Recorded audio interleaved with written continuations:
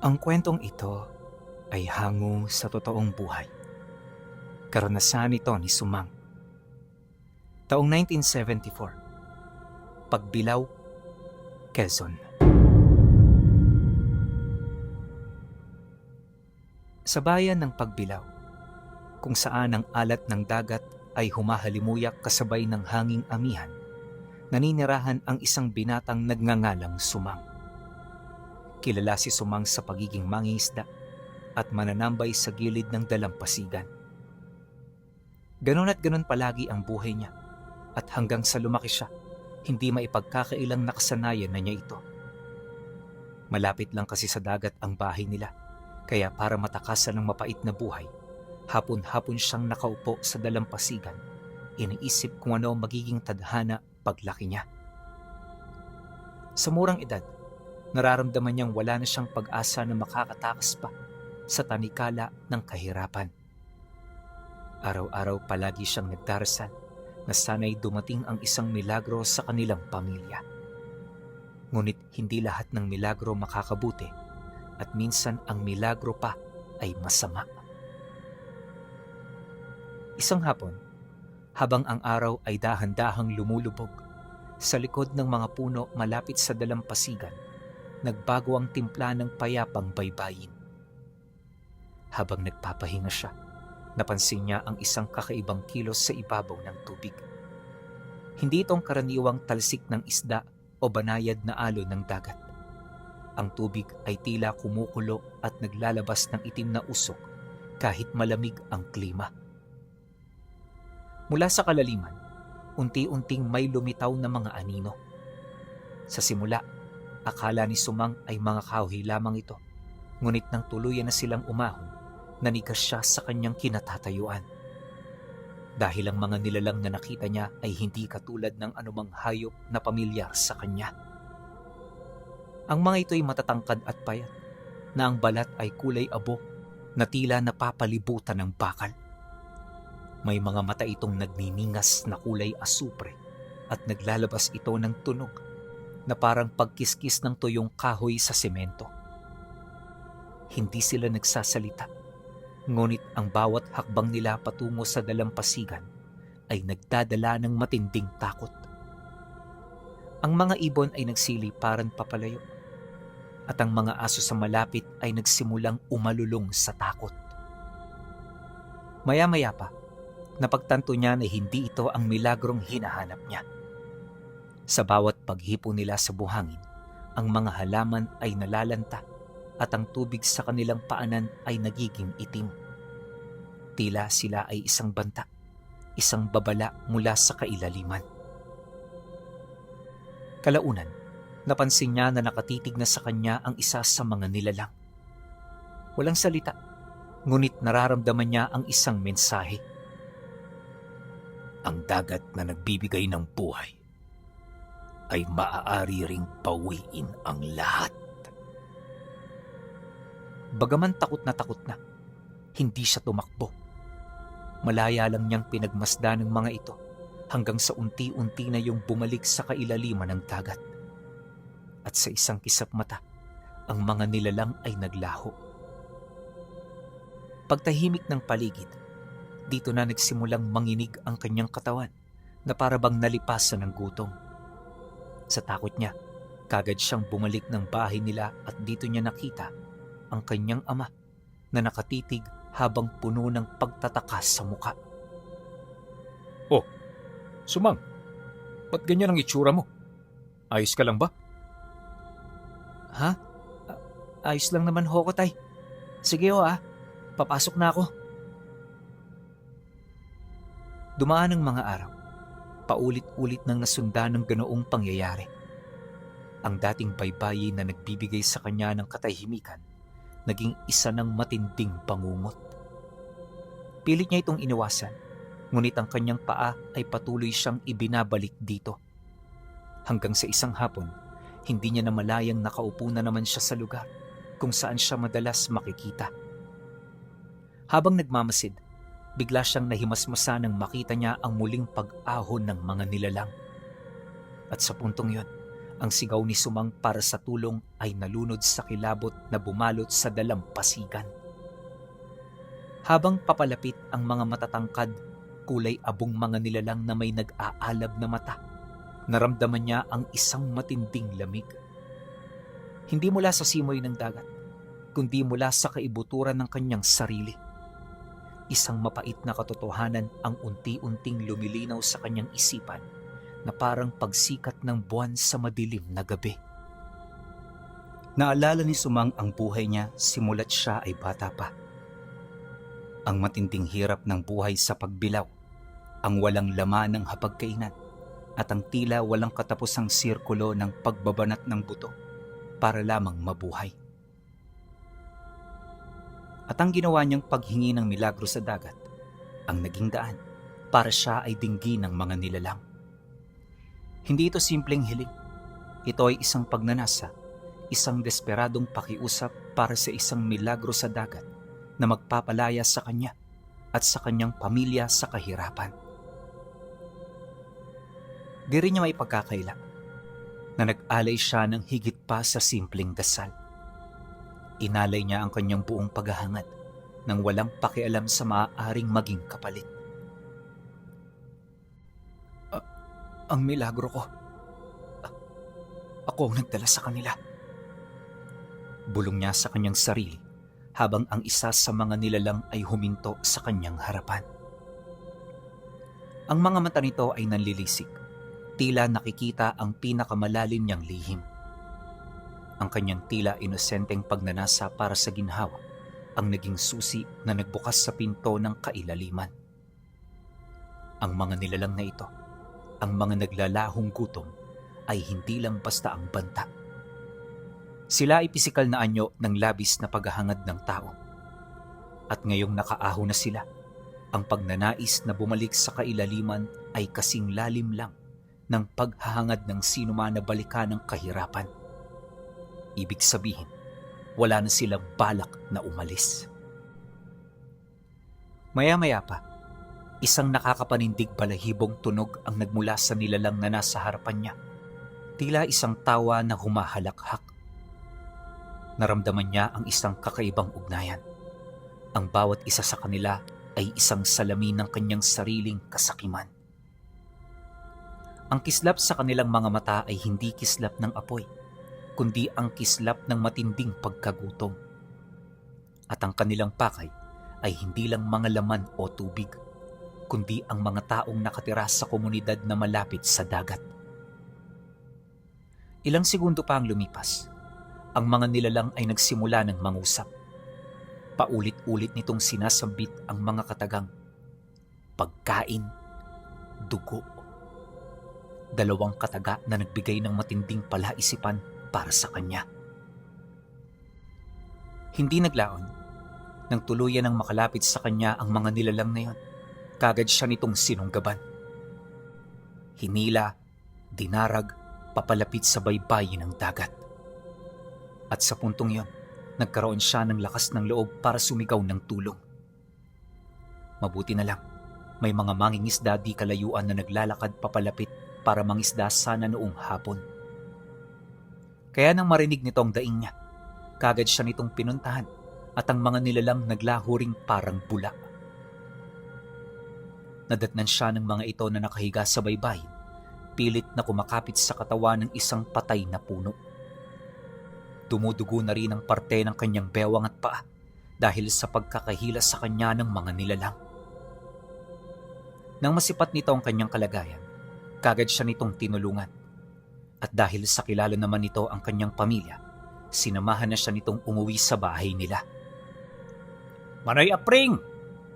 Itong anak ninyo narinig namin kaninang sumisigaw. Hindi namin alam kung ano ang nangyari. Ayaw din naman niyang magsalita. Kaya kayo na ho ang bahala sa kanya.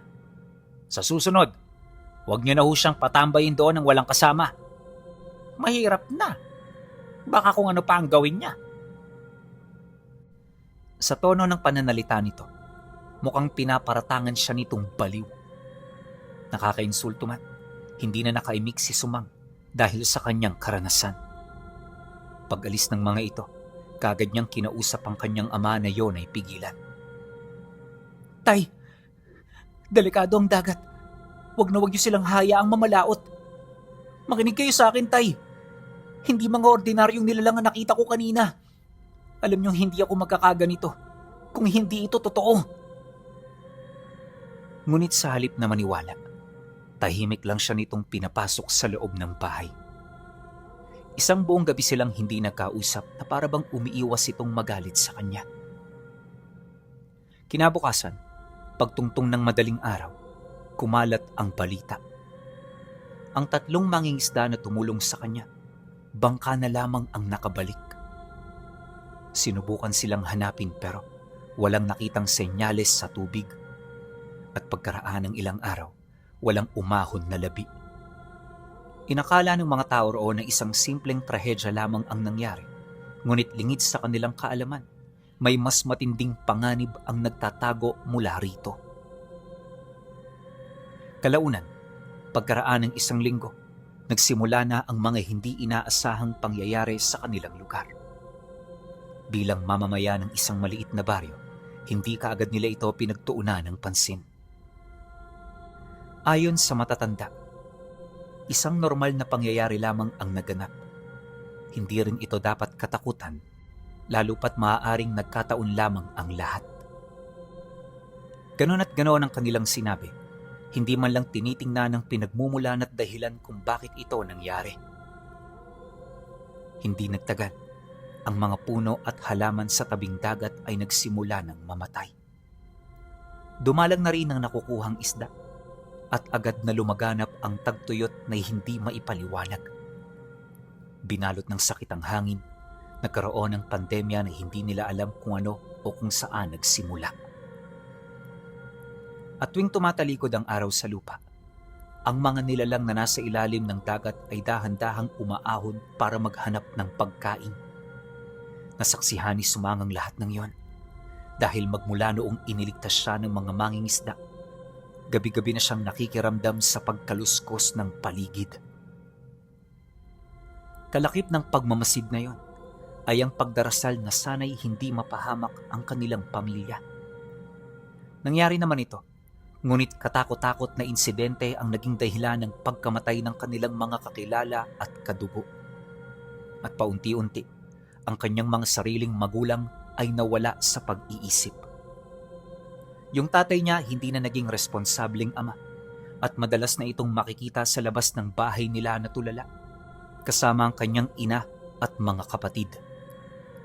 Pilit niya itong sinusubukang kausapin pero wala na itong naging reaksyon sa lahat ng kanyang mga sinasabi. Yun bang parang hindi na siya kabilang ng pamilyang yon?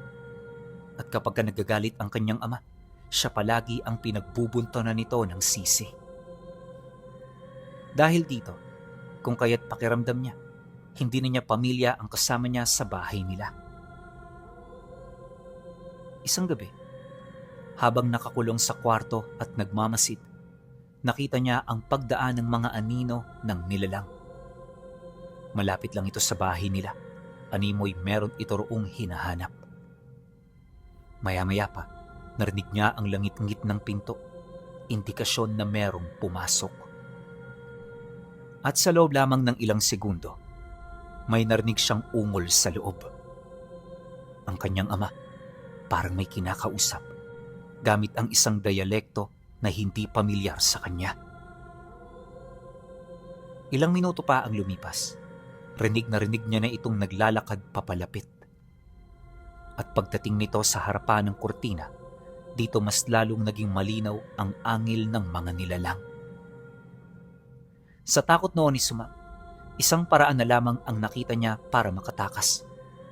At ito ay tumalon sa bintana na halos ilang metro ang taas. Alam niya na mababalian siya kapag tumalon siya, pero mas mainam na ito kaysa makain ng mga nilalang. Kaya naman walang sabi-sabi, kagad niya itong binuksan at kasabay ng pagpasok ng mga ito, ang kanya namang pagtalon papalabas. Pagbagsak niya sa lupa, nagkagulo ang mga nilalang sa paligid. Sinubukan siya nitong dakpin pero masyado siyang maliksi para mahuli ng mga ito. Maya-maya pa, nakarating siya sa parte ng bahay kung saan malapit sa kawayanan. Kagad siya roong pumasok at mula sa masusukal nitong bahagi, pilit siya roong sumuot.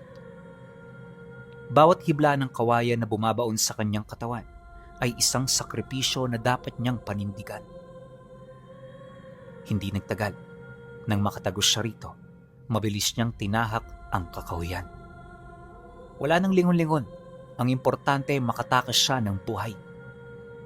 Kalaunan sa kakatakbo niya, nakarating siya sa karatig baryo. Nadatnan niya itong tahimik at payapa. Animoy hindi abot doon ang salot na nagmumula sa kanila. Maya-maya pa, nang makapasok na siya, agad siyang humingi ng tulong sa mga kalapit bahay. Wala siyang pakialam kung nakakaistorbo siya. Ang importante makahingi siya ng tulong sa mga ito. Kalaunan, may isang matandang lalaki ang nagbukas ng pinto. Pagharap nito sa kanya, kagad itong napangiti habang nagwiwika ng, Mukhang takot na takot ka. Pasok ka muna. Bilis. Nang marinig naman yun ni Sumang, hindi siya nagdalawang isip. Nang makapasok na sila, kagad siyang inabutan ng matanda ng maligamgam na tubig. Sa estado nito, parang alam na nito ang totoo. Gayunpaman, hindi na muna siya nagsalita nang sa gayoy makumpirma mismo ito ng matanda. Ilang minuto pa ang lumipas nang matulungan na siya nito sa kanyang mga sugat. Kagad siya nitong kinausap ng masinsinan. Inilahad nito sa kanya ang tungkol sa mga nilalang at kung ano ang salot na daladala nito sa lupa. Alam ko kung bakit ka nagkakaganyan. Marami kang karanasan na hindi masabi-sabi. Maging ako man iho, dumaan din sa ganyang proseso. Inakala ko noon katapusan na ng mundo, pero hindi pa pala. Kahit anong dilim na marating ng buhay mo, meron at meron diyang sisibol na liwanag. Ang kailangan mo lang magtiwala. At paano naman ho ako maniniwala? Nakita ko na ho ang pinakamasakit na pangyayari sa buhay ko. At kahit ho kayo, hindi nyo pa naranasan ng ganun. Nagkakamali ka. Naranasan ko na rin ang mabuhay sa sitwasyon na meron ka. Magkaiba nga lang tayo ng panahon, pero hindi tayo nagkakaiba. Mula nang mabalitaan ko ang tungkol sa kanila, hinanap na kita. Pinagmasdan ng iyong mga kilos at naghintay ng pagkakataon na tayo'y magkita. Kagaya mo rin ako, Sumang. Kagaya mo rin ako. Dahil sa sinabi ng matanda, bahagya siyang napahinto sa pagsasalita. Sa puntong yun kasi, alam na niya na nagsasabi ng totoo ang taong nagligtas sa kanya. At sa pagpapatuloy ng kanilang pag-uusap, dito nito inilahad ang minsang nangyari sa buhay nito. Dagdag pa nito na, ang ganoong pangyayari ang naging rason kung bakit namuhay ito sa lugar ng pagbilaw, nag-iisa at wala nang naging katuwang pa sa buhay. Mariinding inilahad ng matanda na magmula noong umalis siya sa kanilang probinsya, patuloy na siyang naghahanap ng mga taong posibleng madaya ng mga nilalang na minsang kumuha rin sa buhay ng kanyang pamilya. Nang marinig naman ni Sumang ang sinabi nito, hindi niya maipagkakailang nagulat siya. Yung pagkikita kasi nila, parang itinakda talaga ng panahon. Ngunit sa halip na magtanong pa patungkol sa nakaraan nito, mas ninais niyang malaman kung ano ang naging hakbang nito sa puntong yon ng buhay niya. Dahil sa kanyang sinabi, kagad namang inilahad ng matanda ang mga pamamaraan na ginawa nito noong nangyari na rin yon sa kanya. Ayon dito, na ang pinakamahalaga niyang gagawin, kalimutan pansamantala ang kanyang emosyon. Huwag na huwag niya itong gagamitin dahil ito ang malimit pagmula ng mga masasamang desisyon sa buhay. Mariin din itong inilahad na hindi na aalis ang nilalang sa kanilang lugar kung hindi niya ito isasabay sa kanyang pagtakas. Siya ang bigkis ng pag-iral ng mga ito, kaya habang nananatili siya sa kanilang lugar, hindi mapuputol ang kanilang pagpaparamdam. Alam kong masakit itong desisyon na ipapagawa ko sa iyo. Pero Sumang, ito lang ang paraan para mabuhay ka ng tahimik at maayos. Hindi madali nakalimutan ang iyong pamilya at mga kadugo. Ngunit hindi rin madali kung mananatili ka at ipaglaban sila kahit walang pag-asa. Sa gabing ito, pag-isipan mo ng maigi ang mga sinasabi ko sa iyo. Matapos nitong makapag-uwi ka, kagad siya nitong inabisuhan na magpahinga na. Akala niya tapos na ang lahat, pero di pa man sumasapit ang hating gabi, nagsimula na namang magparamdam ang mga nilalang. Sa kasagsagan ng kasarapan ng kanyang tulog, ginising siya ng isang malakas na atungal ng aso. Kagad nilang narinig ang pagsitakbuhan ng mga hayop sa labas, kasabay ng ungol ng mga nilalang na mula sa dagat. Dahil dito, kagad siyang nakaramdam ng takot. Hindi siya makagalaw habang patuloy na nanginginig ang kanyang buong katawan. Maya't maya na rin siyang tulala at hindi na halos makausap ng matanda. Ilang minuto pa ang lumipas nang marating na ng mga nilalang ang bahay kung saan siya nagtatago. Dito na siya nilapitan ng matandang kumupkup sa kanya upang abisuhan ng mga bagay na pwede niyang gawin hanggat hindi pa huli ang lahat. Sumang, tumakas ka na. Ikaw ang pakay nila. At kung mahuhuli ka nila, kailanman hindi na sila mapapalaya sa lugar na ito. Lumayo ka rito. Pumunta ka sa lugar na hindi na makikita o maaamoy ang dagat mula roon. Sige na, ako na ang bahala sa kanila. Kahit na buhay ko pang maging kapalit. Pagkasambit dito ng matanda, nagkaroon siya ng lakas ng loob. Isang bagay na nagpabalik sa nawala niyang lakas, dulot ng matinding takot. Walang sabi-sabi, kagad siyang tumayo sa kanyang kinaroroonan para kumilos. Ilang segundo niyang pinakiramdaman ng mga nilalang bago siya tumungo sa likurang bahagi ng bahay. At mula roon, habang inaagaw ng matanda ang atensyon ng mga nilalang, pasimple siyang lumusot. Pagtapak niya sa lupa, kagad siyang kumaripas ng takbo nang wala ng lingon-lingon. Bagamat madilim ang kanyang dinaraanan, hindi ito rason upang siya ay tumigil at huminto. Ilang beses man siyang matumba, nagpatuloy siya sa pagbangon para lamang makalayo. At nung medyo nakadistansya na siya, nakita niya ang baryo kung saan siya nagmula. Pagsilay niya rito, may isang bahay siyang nakita na nilalamon ng malaking apoy. Hindi niya mawari kung kanino ito, pero malakas ang kutob niya na pagmamay-ari ito ng matandang nagligtas sa kanya. Nakakalungkot man yung isipin, tinatagan niya ang kanyang loob. Dumaan ang mga araw, walang patid ang kanyang naging pag-usad. Hindi man niya alam kung saan siya nakarating, wala na siyang pakialam. Basta ang importante, makalayo siya sa pagbilaw. Yun na lang ang pinapangarap niya nang sa gayoy makapagsimula siyang muli. Hindi ito naging madali para sa parte ni Sumang, pero kailangan niyang magpatuloy. Sa paglipas ng mga araw, at ang mga araw ay naging buwan, napakalayo na niya sa kanilang lugar. Wala na rin siyang ideya kung saan siya nakarating, at kung susumahin, parang isa na siyang baliw na walang patid sa paglalakad. Di nagtagal, pagdating niya sa bayan ng Iriga, tsaka siya nagdesisyon na huminto sa pag-usad. Napagtanto niya kasi na malayo na ito sa dagat o sa kahit na anong lugar na magpapaalala sa kanya ukol sa mapait na nangyari sa buhay niya. Mula roon, sa tulong ng mga taong nagmamagandang loob, nakapagtayo siya ng isang mumunting tahanan. Hindi ito kasing ganda ng mga bahay sa bayan, pero komportable na siya rito. Ayon kay Sumang, na yon ang unang pagkakataon sa ilang buwan na nakaranas siyang matulog sa ilalim ng bubong. Nagdulot ito ng kapayapaan sa buhay niya, ngunit may mga pagkakataong nagkakaroon siya ng bangungot. Bangungot ng kanyang pamilya at ng mga maling desisyong ginawa niya. Araw-araw siya noong nabubuhay sa matinding pagsisisi hanggang sa dumating ang araw na may nakilala siyang isang matandang albularyo sa Iriga.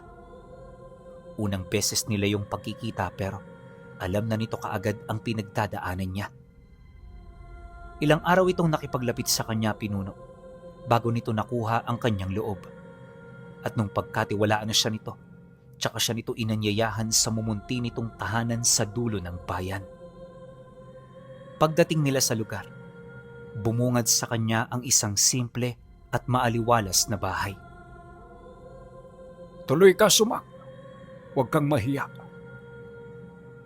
Pagpasok nilang dalawa sa loob, bumungad sa kanya ang anak nitong babae na halos ubod na ng tanda. Ayon sa albularyo, halos kaedad lang niya ang anak nito. Marami na itong ginawang paraan para mabigyan ito ng lunas, pero nananatili pa rin itong bigo. Kung kani-kanino na rin yung lumapit para humingi ng tulong, ngunit tila bang mas lalo lang lumalakas ang karamdaman ng kanyang anak. Labis ng desperado ang matanda, hanggang sa narinig nito ang tungkol sa kanya. Bagamat wala itong alam sa pagkatao niya, malakas ang kutob nito na siya ang nagdadala ng lunas para sa anak niya. Ayon pa sa matanda, na nakahanda itong magbigay ng malaking halaga kung sakali mang pauunlakan niya ang pakiusap niya. Nang marinig ni Sumang ang sinabi nito, hindi siya kaagad nakasagot. Nagdulot ito ng kalituhan, gawa ng wala siyang ideya kung anong kailangan nito sa kanya. At sa pagpapatuloy ng kanilang pag-uusap, dito nito seryosong inilahad ang tungkol sa isang mahiwagang bato na nagtatago sa kanyang bituka. Ayon dito, na ang batong yon ang nag-iisang lunas sa karamdaman ng kanyang anak. Wala siyang ideya kung saan ito nagmula, ngunit ang bisa nito ay sapat na para mapalaya ang taong pinakamamahal nito mula sa karamdaman na matagal na panahon na nilang naging kalbaryo. Teka lang, paano nyo naman huwaalisin ang batong sinasabi ninyo? Tsaka, paano naman ho kayo nakakasiguro? Hindi naman ho ko papayag na basta nyo nalang buksan ang tiyan ko nang wala tayong kasiguraduhan. Dahil sa kanyang sinabi, napangiti lang naman ang matanda. Hindi naman natin kailangan buksan ang tiyan mo para makita ang bato. Ang kailangan mo lang gawin ay inumin ito. Nakikiusap ako sa iyo. Pagbigyan mo na ako para sa anak ko. Sa oras na tama ang hinala ko, tayong dalawa ang magbebenepisyo.